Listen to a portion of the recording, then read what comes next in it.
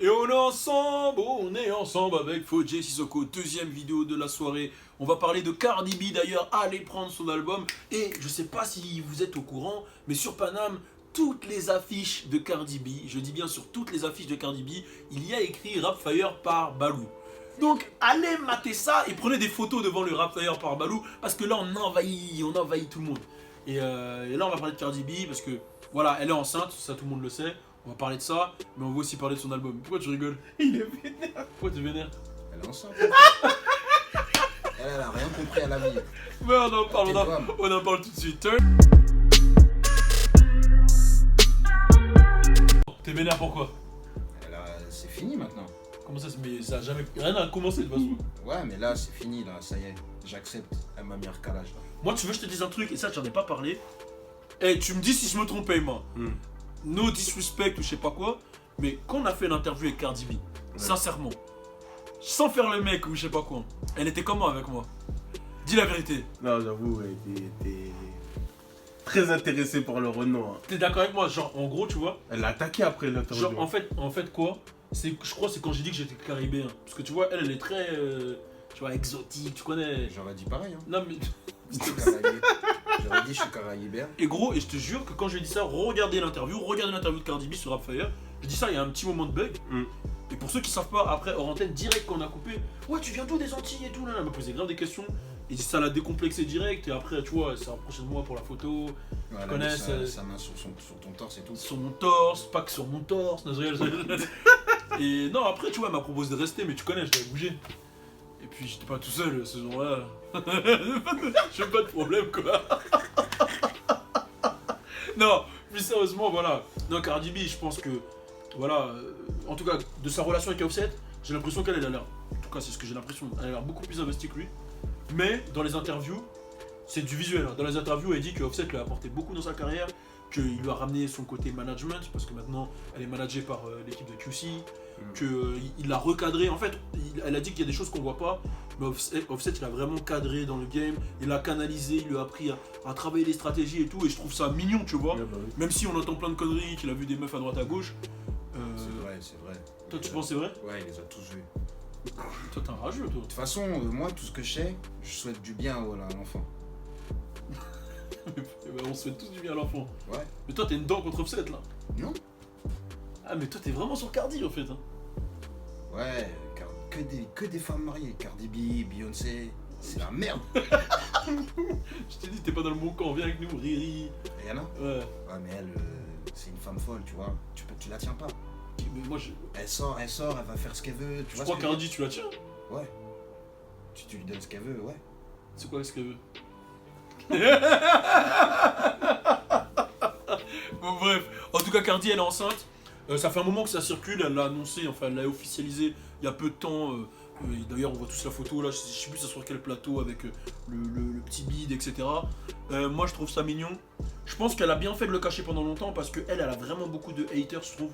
Beaucoup de gens qui. Parce qu'en vérité, Cardi B, pourquoi elle gêne certaines personnes, et elle a fait aussi beaucoup de bien et beaucoup de bien à l'industrie, c'est qu'elle gêne certaines personnes parce que elle vient d'un milieu vraiment bas. Dans le sens où on l'a tous connue. Quand je dis bas, c'est pas. C'est dans le sens où elle part vraiment d'en bas et tout le monde le sait. Tu vois, elle est vraiment. Elle a été stripteaseuse, elle a fait des trucs, tu vois. Pas, vas-y, tu vois, pas propre de ouf, etc. Et elle l'assume en fait. Et ça fait chier les gens. Qu'une meuf qui galère de ouf et qui en parle tout le temps et qui est arrivée là où elle en est.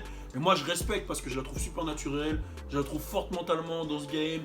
Je respecte tout ce qu'elle a apporté dans le game. Et il faut savoir qu'elle est disque d'or aux États-Unis.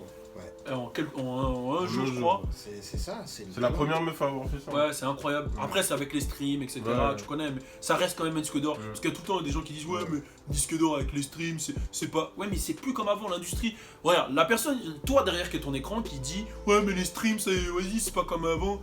Frérot, toi, tu vas acheter des albums, toi? Qui ici dans la pièce achète des CD? J'ai arrêté d'acheter des CD en 2004. Depuis qu'il y a eu la création de Casa Light et Emule.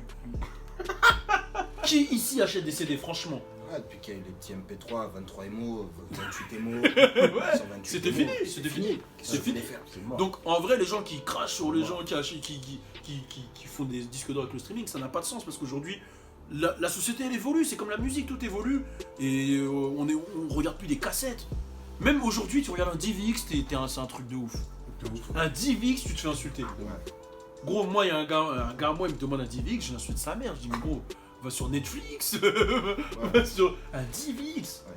C'est un truc de ouf, tu vois. Alors que, en vrai, il y a 5 ans, un DivX, ça passait encore. Mais il regarde les films en streaming, le mec. Voilà, tu vois. Laisse-le, tu vois. Tu vois, mais voilà, maintenant, faut arrêter cette disquette. Félicitations. Et de toute façon, aujourd'hui, un CD, ça marche plus comme avant. À l'époque, les artistes, ils faisaient 1 million de CD. Lil Wayne 2007, Carter 3, 1 million en première semaine. Eminem, il l'a fait aussi. Kanye, il l'a fait. Mais là, aujourd'hui, c'est pas possible. Personne, il y a impossible. La musique, c'est les jeunes qui l'écoutent. Je vois aucun jeune aller à la Fnac aller acheter un CD. Dans tous les cas, tu achètes le CD, tu le mets où? Les marques, ils font même plus d'entrée CD. Le seul qui l'a fait là, c'est Kendrick. Kendrick? Sur Dame. Avant hier, il est arrivé à 1 million.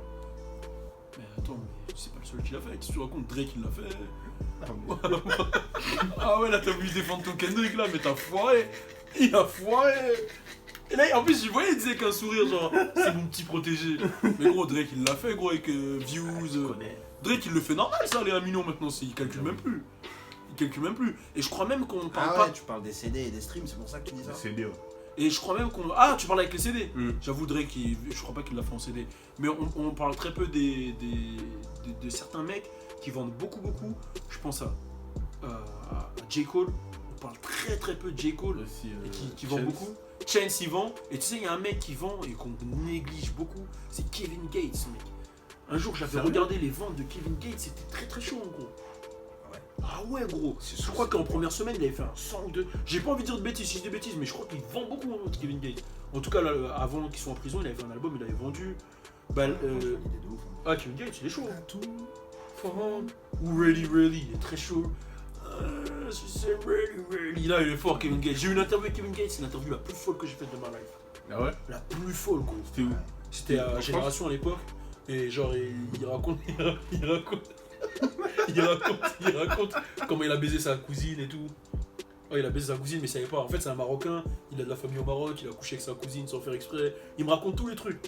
Et vraiment, Kevin Gates, c'est un personnage. Je lui ai demandé de freestyler, mais je vais raconter un jour. Et un jour, je vais faire une vidéo spéciale avec Kevin Gates et je vais raconter mes délires. Et je vais raconter j'ai plein de trucs à raconter sur des artistes que j'ai rencontrés, des interviews qui sont pas sorties. Parce que je me suis fait négliger par des gens et tout. Donc j'ai plein de trucs à raconter. Bref, en tout cas, c'était la vidéo sur Cardi B. Qu'est-ce que vous pensez du succès de Cardi B? Commentez. Et ce mercredi... Et toi, tu dis quoi, Cardi ou Nicki? Cardi. Mercredi, mais c'est x1000 même, Cardi x1000. Mercredi 20h, j'ai une grosse annonce à vous faire. Mercredi 20h, j'ai une grosse annonce à vous faire. Mercredi 20h, j'ai une putain d'annonce. Tiens-le! Suis-moi sur mon Snapchat, c'est là où tout se passe, je te jure. Suis-moi aussi sur Instagram, sur Facebook et sur Twitter. Le sale! Et bien sûr, abonne-toi à ma page YouTube pour suivre le sale!